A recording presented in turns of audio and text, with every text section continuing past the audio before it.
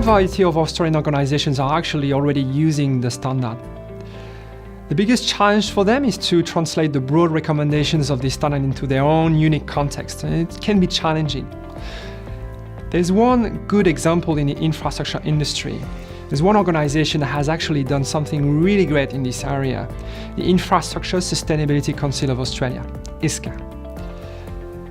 ISCA manages the IS rating scheme, which assesses the sustainability performance of infrastructure projects. And just to give you an idea, covers a capital value of $100 billion in Australia and New Zealand. It's quite massive. Alors il me semble que les organisations et les entreprises qui sont le plus en avance sur le sujet de la norme ISO 20400 sont déjà celles qui ont contribué aux travaux de la norme, comme par exemple Orange, Michelin, Total. Celles qui sont dans l'écosystème des labellisés relations fournisseurs responsables et qui ont aussi contribué aux travaux de convergence de la norme et du label. Celles qui sont labellisées maintenant avec le nouveau label Relations fournisseurs achats responsables, comme par exemple le ministère des Armées, l'Aéroport de Paris ou le Crédit Agricole, et il y en a un peu plus d'une dizaine aujourd'hui, et ça va continuer. Et puis, je ne pourrais pas dire en termes de secteur, mais on a un écosystème très favorable en France. On a quand même aussi les participants de l'Observatoire des achats responsables, qui est un think tank qui a fortement contribué à la publication de cette norme. Sur l'ISO 20400 en Italie, bon, le lancement a été un peu lent. Les sociétés se sont concentrées plutôt à développer des outils ou des services pour aider la diffusion de cette nouvelle norme. De notre partie, nous préférons l'utiliser comme assessment de maturité. Et nous allons faire ça, soit cette année, soit la prochaine année, avec 3 sociétés du secteur sportwear, télécom, transport. On s'aperçoit que des régions entières, comme l'Amérique latine, ont un appétit important pour la mise en place de ces achats plus durables, et on essaye de leur prodiguer des conseils et du soutien.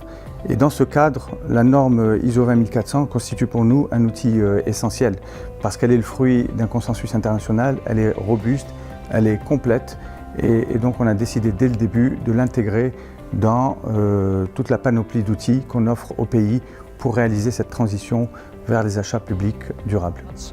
Well, sustainability has been part of our procurement practices for quite a while. Sustainable procurement is a known tactic. There's tools out there such as the risk checker, such as fact sheets for buyers to know what to ask for when they do tenders. We make category issue cards, for example, that buyers use. And we see quite a number of large companies in the Netherlands implementing sustainable procurement. Companies such as Eneco that we recently worked with, they've embraced ISO 20400 as a tool to completely organize their sustainable procurement practice. In the UK, we're seeing some take-up of the ISO 20400 standard in the construction sector, in waste management, and to a degree in the public sector, which has been a little bit slow. But we are seeing some positive momentum towards the standard.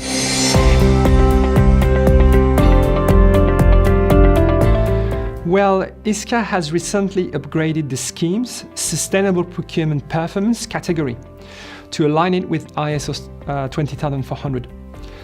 So it means that now to get a good IS rating, you need to be very good at sustainable procurement.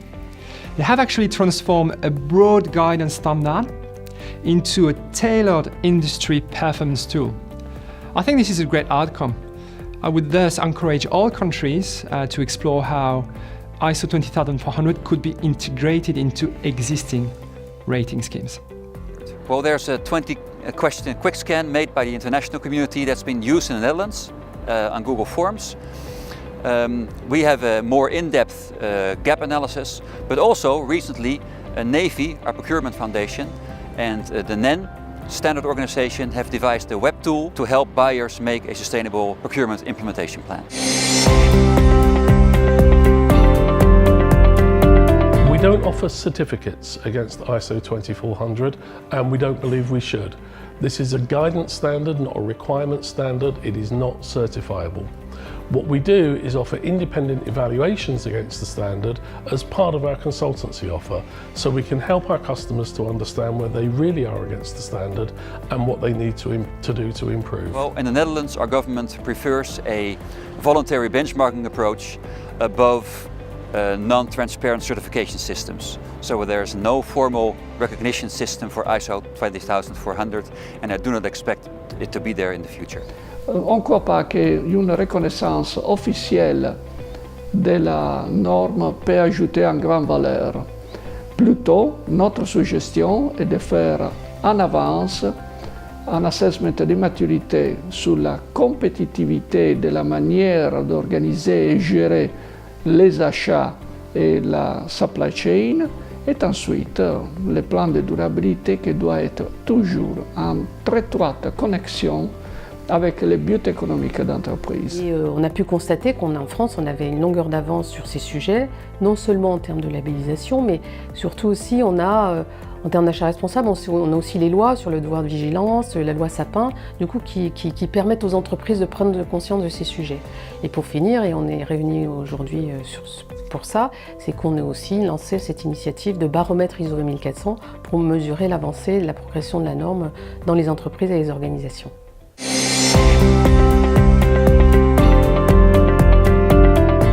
Donc 3 conclusions principales pour moi. La première, on n'est plus uniquement dans le consensus avec 52 pays et 10 organisations internationales, c'est le monde entier qui met en place, qui déploie la norme achat responsable ISO 20400. Deuxième conclusion, c'est que le sujet aujourd'hui c'est principalement la mise en place. On voit des démarches, des outils, des sites internet fleurir un peu partout dans le monde pour outiller, aider les acheteurs en fait, à mettre en place cette norme. Donc on est de plus en plus accompagné en fait, si on souhaite le mettre en place. C'est très positif.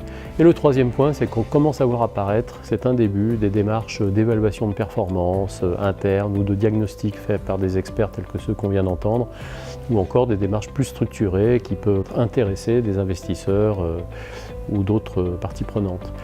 Voilà, donc si je peux me permettre, mesdames et messieurs, mettez-vous au travail, soit pour commencer à faire des achats responsables, soit, si c'est déjà le cas, pour mieux les faire.